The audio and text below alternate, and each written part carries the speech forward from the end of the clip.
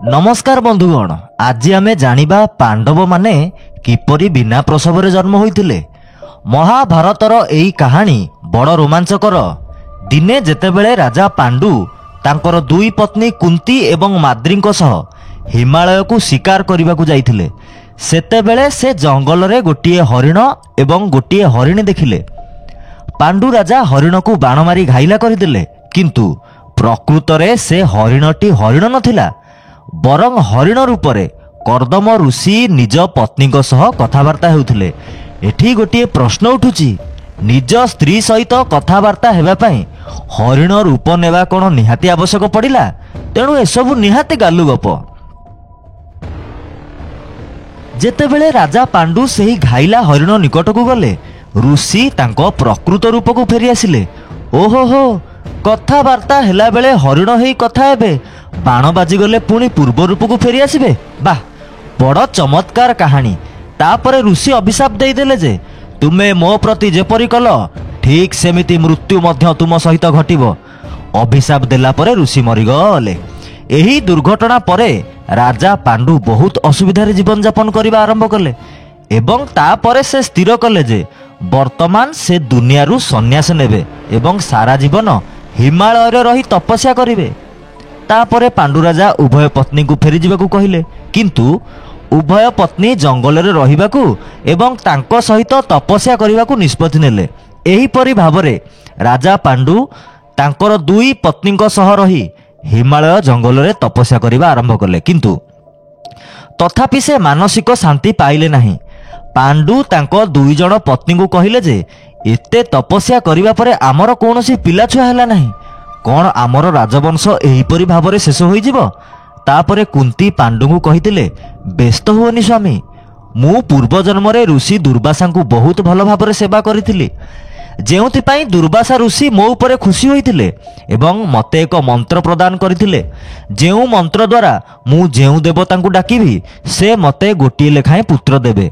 कुंती पांडु को कहिले जे मु मंत्र जप करिबी, किंतु आपण मते दया करी कहतु जे आपण केउ इष्ट देव को डाकिबाकू चाहुचंती।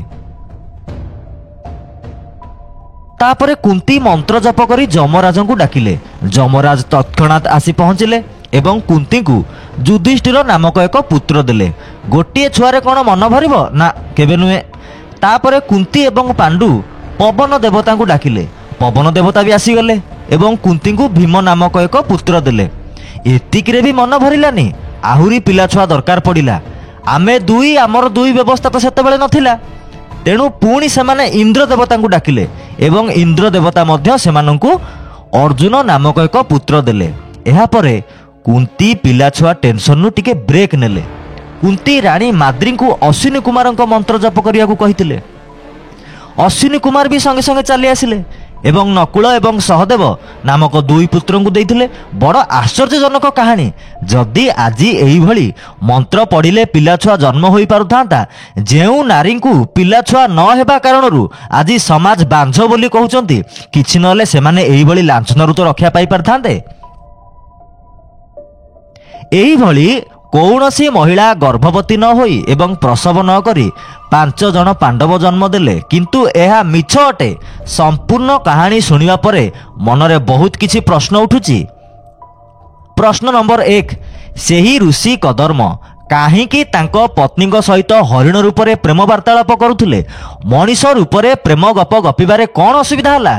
पांडु राजा मनीष हेबा सत्वे भी धोखा खाई गले। जदि से ऋषि मनीष रूपरे गपसप करिथांते, हुए तो पांडु राजा बाण मारी न थांते।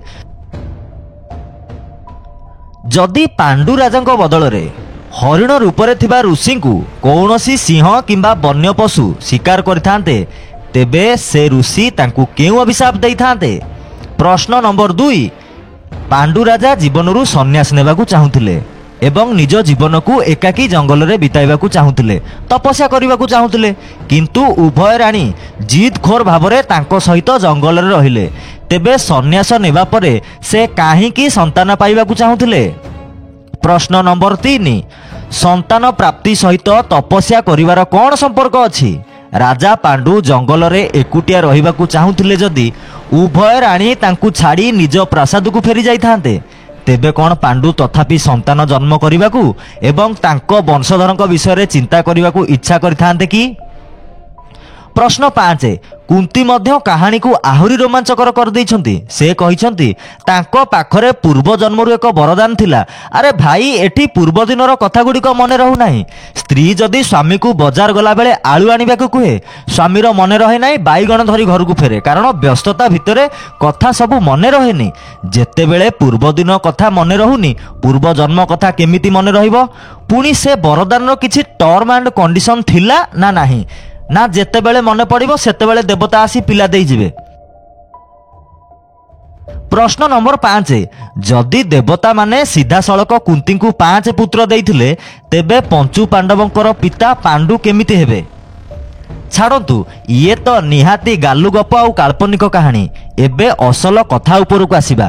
पांडु नपुंसक होई सारिथिले, तेणु कौनसी संतान पाई पारले नाही।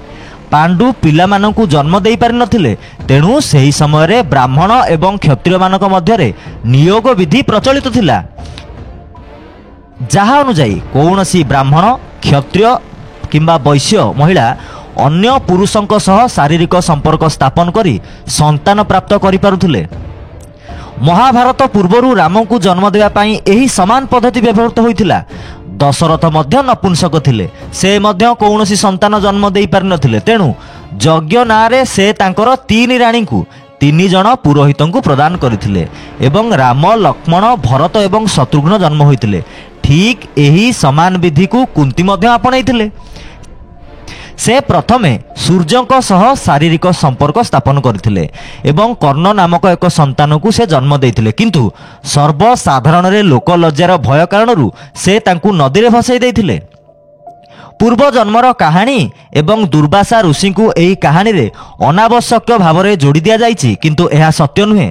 सत कथा हैला जे प्रथमे कुंती जमराज नामक जने व्यक्तिंक सह शारीरिक संपर्क स्थापन करथिले, तापरे पवन देव नामक व्यक्तिंक सह शारीरिक संपर्क स्थापन करथिले, तापरे ब्राह्मण मानक सेनापति जहांकु समयक्रमे इंद्र कुहा जाउथुला तांको सहित मध्य शारीरिक संपर्क रखिथिले एवं 3 पुआ जन्म देइथिले। मानंतु कि न मानंतु यह ही वास्तव सत्य। वर्तमान कुंती चरित्र को देखंतु, से निजे अनेक पुरुषों सह शारीरिक संपर्क रखी जड़े घृण्य महिला हो सारी। पांडुक द्वितीय पत्नी माद्री चरित्र संहार पाई मध्य एही कुंती ही दायी। से माद्री को अन्य पुरुषों सह शारीरिक संपर्क स्थापन करने को प्रवर्ताई एवं तापरे अश्विनी कुमार नामक जड़े व्यक्ति सह माद्री शारीरिक संपर्क स्थापन करथिले एवं 2 पुत्रंक माँ होइथिले। बोधहुए आपण समस्ते जानिथिबे जे कुंती कृष्णंकर माउसी थिले, तेणु एठारे एही कथा मध्य प्रमाणित हेउची केवल कुंती चरित्रहीन नथिले, कृष्ण मध्य चरित्रहीन थिले।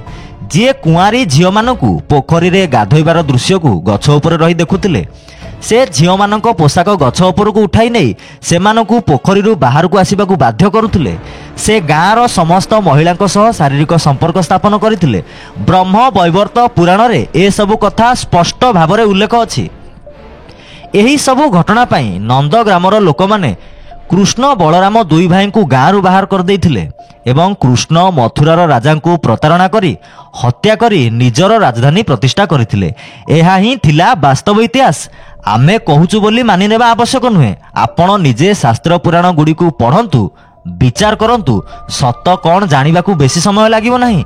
वर्तमान आपण कहंतु कृष्ण एपरी नीच परिवार रे जन्म ग्रहण करी भगवान केमिति एवं कुंती को देवी बोली कहिबा योग्य कि नुहे।